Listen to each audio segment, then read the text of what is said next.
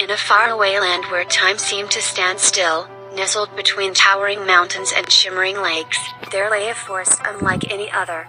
Known as the Enchanted Forest, it was a place of profound mystery and untold magic, where the ordinary laws of nature bent and twisted into a realm of the extraordinary.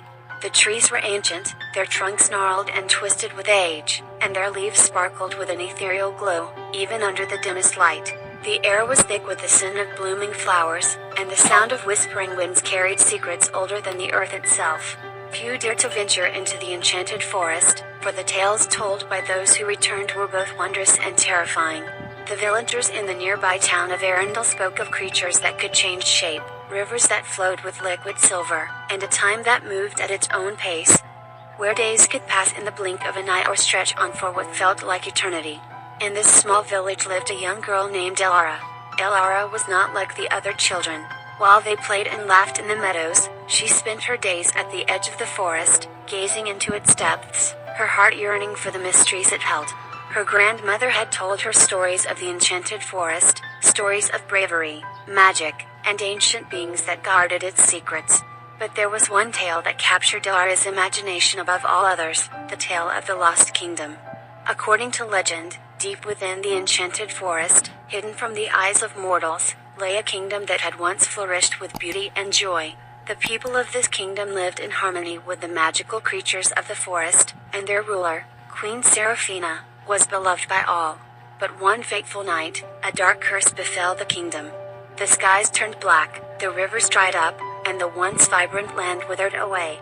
The kingdom was lost to time, hidden within the forest, and no one had seen or heard of it since. Elara's grandmother had always ended the story with a warning. The enchanted forest is not for the faint of heart, my dear. It tests those who enter, and only the pure of heart can hope to find the lost kingdom.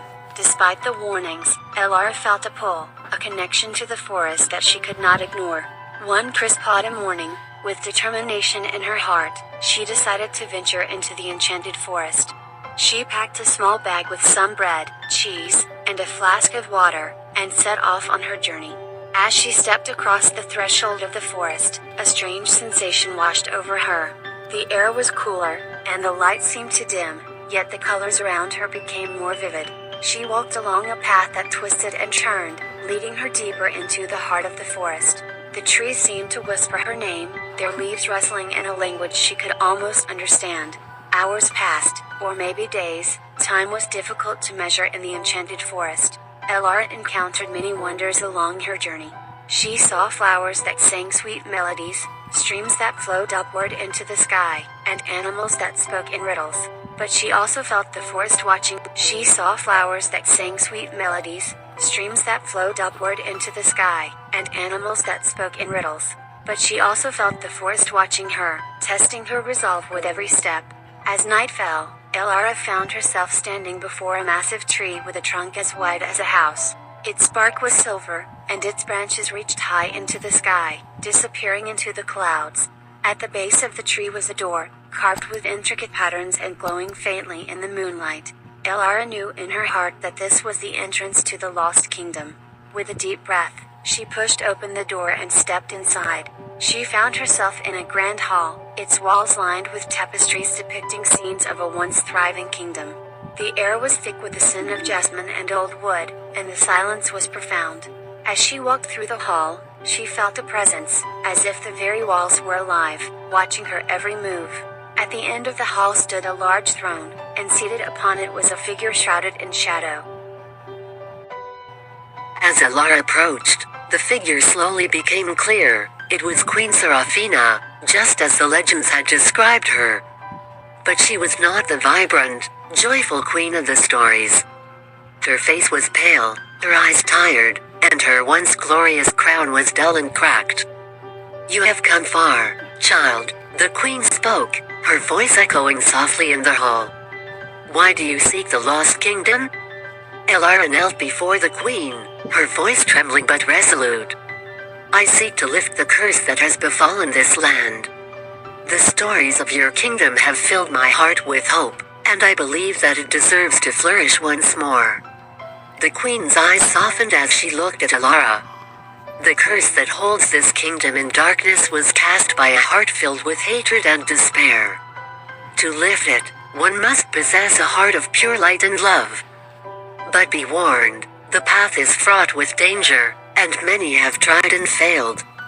Elara stood tall, her determination unwavering. "I am not afraid, Your Majesty. I will do whatever it takes." Queen Seraphina smiled, the first genuine smile in what seemed like centuries. "Very well.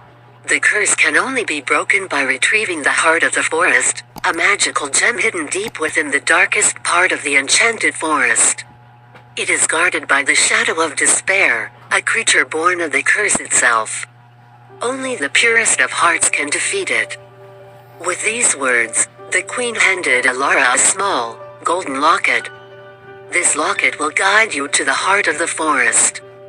But remember, the strength to overcome the shadow of despair lies within you." Elara took the locket and bowed deeply before setting off on her journey once more.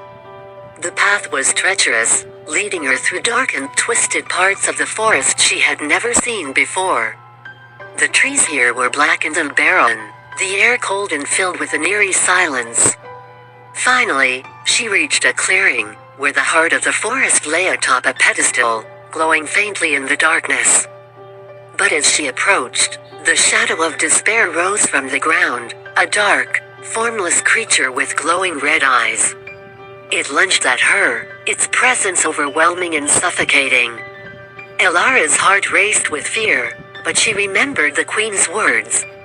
Closing her eyes, she focused on the love she held for her family, her village, and the hope that had driven her to this moment. As she opened her eyes, the locket around her neck began to glow, casting a brilliant light that enveloped her. The shadow of despair recoiled, its form flickering and weakening under the light. With a final burst of courage, Elara reached out and touched the heart of the forest. The light from the locket intensified, and the shadow of despair let out a terrible scream before dissolving into nothingness. The curse was broken. The darkness lifted, and the once barren clearing was transformed into a lush, vibrant grove. The heart of the forest pulsed with life, and Elara felt a wave of warmth and peace wash over her. Returning to the kingdom, Elara found Queen Seraphina restored to her former glory, the curse lifted from the land. The kingdom bloomed with life, and the people rejoiced, their long-lost happiness finally returned. The queen thanked Elara and offered her a place in the kingdom, but Elara knew her heart belonged to her village. She returned home, where the villagers, once skeptical of the enchanted forest, now spoke of its wonders with awe and respect. Elara's bravery and pure heart became the stuff of legends, passed down through generations. And the enchanted forest, though still a place of mystery, was no longer feared, but revered, a testament to the power of love, courage, and the magic that lies within.